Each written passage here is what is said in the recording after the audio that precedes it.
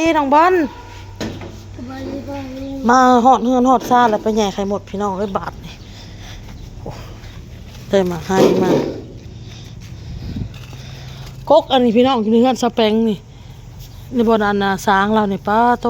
มันหักไหม้บ่ถึงพี่น้องกันไหม้ถึงนี่สิมีไข่อยู่มันไหม้บ่ถึงก็เลยแย่สำห้างสำกระปั้นนี่แหละ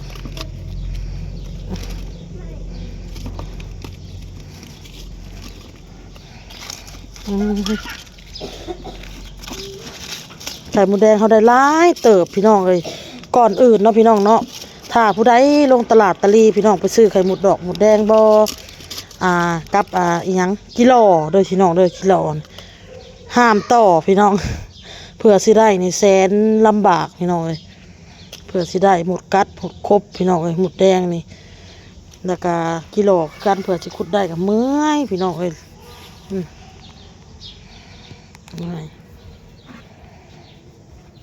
โอนบ่ต่อแต่แนวต่อเป็นเสื้อผ้าบ่เป็นแนวอื่นนะแต่ว่าเป็นประเภทแนวหาแนวอยู่ในกินไข่มดแดงกิโลโอนบ่ค่อยต่อพี่น้องเอ้ยสิเทก่อนต้องเสียเด้อไป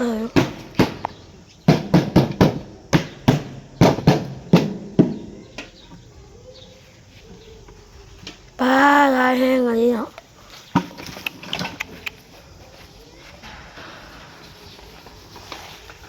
วางเกิบมีหมักให้น้ำเขาว่าตู้มันจะได้ตู้ตาเป็นไงจะบ่นตู้ตาเป็นไงห้างนี้ให้ตู้ห้างเงินนะทั้งว่าได้กูมูด้วยห้างเงินมันเอามันตัวหมดตัวด้วงไปกินนี่บอกด้วงไปกินได้ดวงมันเอาไปกินแมงไม้แมงช่างมันเอาไปกินนั่นแหละเจ็บพี่น้องเอ้ย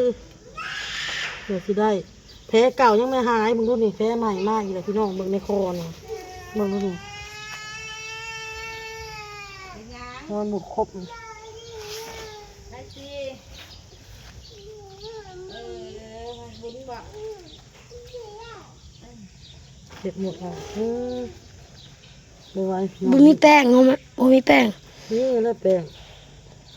กระปุกใส่แป้งมาใส่บ่เดี๋ยวจะเป็นก่อนตัวแกะแล้วดิจ้ะแป้งก่อนตา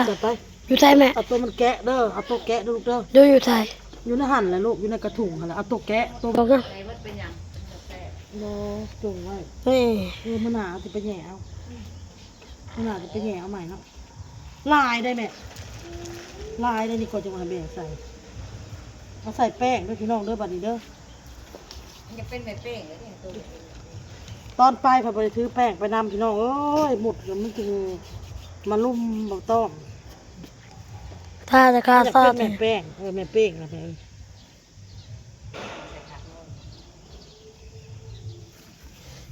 หมออันนั้นเสื้อเรื่องแค่คู่หิวนมติ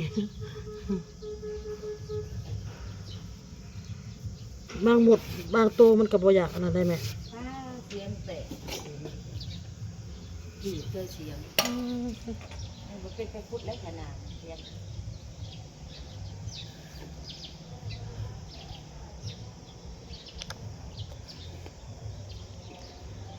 กระปูเขาก็ได้พอกินไปถ่ายในลูกกระปูเขาได้กระปูไปถ่ายเป็นวงไว้มั้งพูดยินเลยยินไงกระปุนแหละข้าวปุ้นกระปูกระปุนแข่งไปพุทธมันนี่มันยังอ่อนเลยคุดต้องไม่มดนะคุดต้องไม่มดหนึ่งมาขี้ดินมันยังแข็งฝนตกห้ำแหละไปคุดบัดนี้แหละอ้อมแม่เนาะฝนตกก่อนกระปูนี่กันเอาไว้ป่นค้างไว้เฮิงก็จะตายนั่นไหมเนาะครับต้องมือมันจะตายที่จะได้เห็ดกินพี่น้องอยากกินแกงผักขี้เล็กแน่แกงผักขี้เล็กใส่ไข่แดงใส่หอยนำมันก็มียามาเศร้าเมื่อยอีกพี่น้องยังสิไปอีกไรไปงมหอยพี่น้องเอ้ยยังบ่ได้แล้วหาอยู่หากินไปนำขายเครื่องคือเก่าเมื่อนี่ขายเครื่องคือเก่าแล้วพี่น้องเด้อเพราะว่าคอยลงตลาดไปกับผัวคอยมื้อเช้านี่บ่เต้เพิ่นพาไปจักมื้อใดๆปกตินะไปตะลุมตลาดนั่นบ่จะไปแล้วนะขอยบ่ได้ไปนำได้จังได๋เจ้าไปเจ้าก็กลับมาขอยก็กลับมาส่งเจ้าว่าซั่นมื้อเช้านี่มื้อใดว่าขอยไปนำ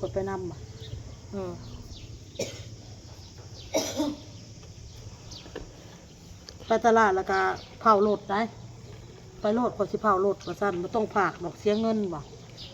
มันสิเผารถให้เฮาก็ยากก็ไปซื้อคือฝากก็บ่ได้เสียหลายดอก2,000กีบพี่น้องเลยความหมายเอาเงินฝากรถมาซื้อกาแฟค่อยดีกว่า กาแฟก็3,000บัด 3,000ก็ตื่มก็ยังว่าตื่มให้1,000กีบนี่ใช่ดีกว่าอันเสียค่าฝากรถว่าเสียค่ากาแฟอีกใจเด้อพี่น้องเด้อใจหมดออก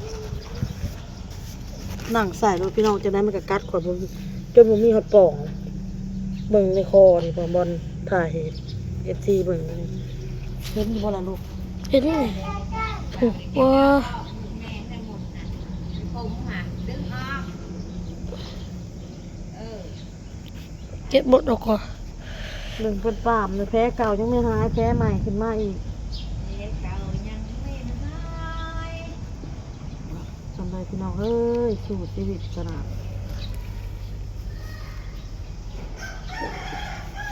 เพราะว่าเด็กน้อยอยากเข้าไปก้อนเข้าเขา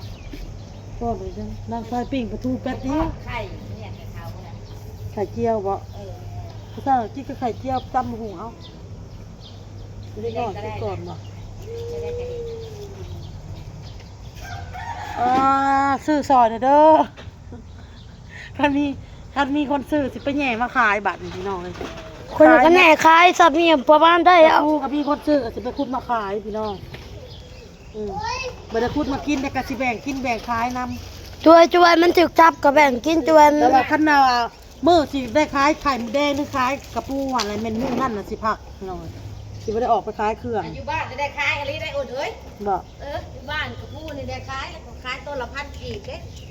บ่ 10ตัว10,000เลยได้ขอเห็น ตัวละ1,000กีบพี่น้อง แล้วตัวใหญ่นี่ ถ้าตีเป็นเงินบาทกับตัวละบาท ตีเป็นเงินไทยนะกระปูนี่ตัวละบาทพี่น้องเอ้ย อันไข่หมูแดงนี่แหละถ้วยมักตุ้มน้อยๆนั่นน่ะถ้วย10,000เลยได้เขาซื้อไข่หมูแดงอยู่บ้านน่ะหายังก็พอได้ขายเพราะว่าเขาบ่ได้หามีแต่เฮาหาน่ะเขาซื้อ บ่ เขาบ่ได้หาได้ไปบ้านนั้น เขาบ่อยากหาอะไรเดียวนี่แม่เอ้ยเขาอันนั้นเลยเขาเริ่มมื่นตาอ้าปากได้เลยหาพอมื่นตาอ้าปากยังบ่ได้ เราต้องหา แต่ก็เป็นบางครอบครัวดอก มา พี่ นี่ น้อง แม่เอามาให้ เรียกว่านมมดเด้อค่ะน้ำมดเด้อค่ะ แม่หมดนะแม่ เดี๋ยวเพิ่งใส่ออกมา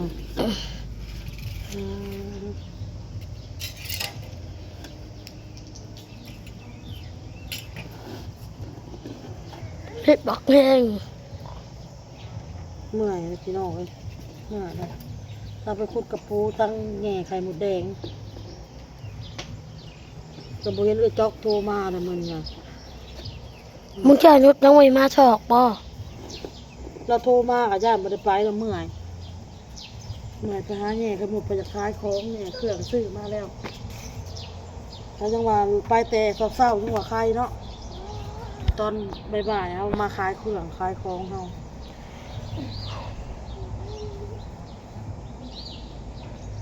เดี๋ยวมึงเกลือกับบริขายหลังก็ มื้อ ยัง นี้มันบ่แดดซื่อๆเด้อมื้อนี้เด็กๆกินได้ไปนำเนาะแม่ไปแหน่มันบ่แดดปานใด เด็กเน่า บ่งหลายๆเด้อแม่นี่ ใช่ไหม บ่งหลายๆนี่เก็บออกหลายโตเติบได้นี่กองนี่ มึงเอาไปกิน แล้วก็มี โอ้ยเสียงแตกแล้วบัดนี้มันก็ไปพูดบ่ได้แล้วบัดนี้ ซื้อใหม่แม่เสียมาซื้อใหม่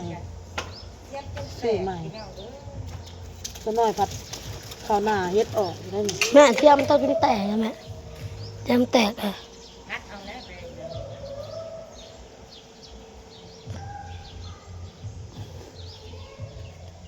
เว้าพื้น FC บางคนว่าเฮาขี้คร้านว่าซั่นขี้เกียจจังซั่นจังซี่เนาะเพิ่นเว้าสิเฮาหั้นนะปีนหน้าปีนหลังเว่าพื้นเฮานั่นก็จะเฮ็ดอันนี้ก็จะเฮ็ดบ่เฮ็ดหยังจักดีนี่แฮงสิว่าจักสิว่าได้ขนาดเฮาเฮ็ดอยู่หมู่ก็ยังว่าเฮาขี้เกียจขี้คร้าน เนี่ยแหละ ม แม่น มือไปหากินก็อยากให้ไปหากินคู่มือไปตลอดคอยก็มีเวียกให้เฮ็ด ความสุขของเราก็อย่าเราแหละลูกเอ้ยเอากับความสุขของเขา บางทีแม่ไปเขาก็บ่ได้ไปเขาก็เอาลูกเอาหลานอยู่เฮือนเฮ็ดเครื่องขายขอยไปนำบางที อย่านอนบ่จะพัดเอาลูกแป้ง แม่10นาทีอะได้ เออ 10นาทีอะ พัดเอาเลยนะ นี่แม่หมดมันปิวออกจังบ่ นั่นแหละพัด นี่หมดนี่ต้องเม็ดไข่สิ เอาบุเป็นพักเหมือนเราในนั้น อืม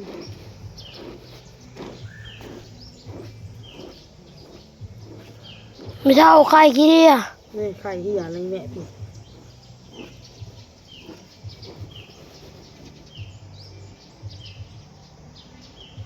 ก็ไม่แค่ไข่เห็นเนาะตึงๆมีแต่ไข่ตึงๆนะแม่ ร เนาะ ถรถกับข่อยนี่เนาะโอ้ย ไข่ หมดนอนนี่นะ สุภาพบ่ไข่นะ เดือดๆไป สุภาพไม่ได้เลยวะบอกไข่นะไม่นำไปเลยเป็นตาไม่ไป เข้าไปเลยตูไปจื้อคนกินมา เคยขี้เหล่าบ่ เยอ้นละเอิญละ เอ้ยมิ้นกับอันน่ะแฟนเพิ่น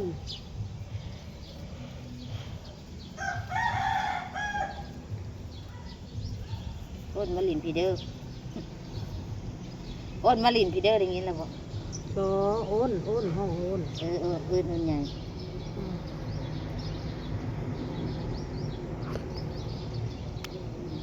เช้ามันติดท้องเลย โอ้ยหมดไปน้อง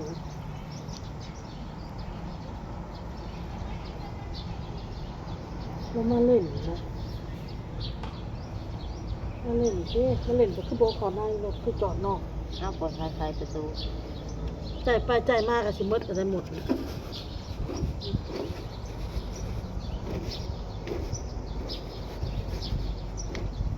จะได้ไปเสร็จแล้ว เวลาอันออกไปคลายเครื่องแล้ววันนี้แดดมันห่อนแม่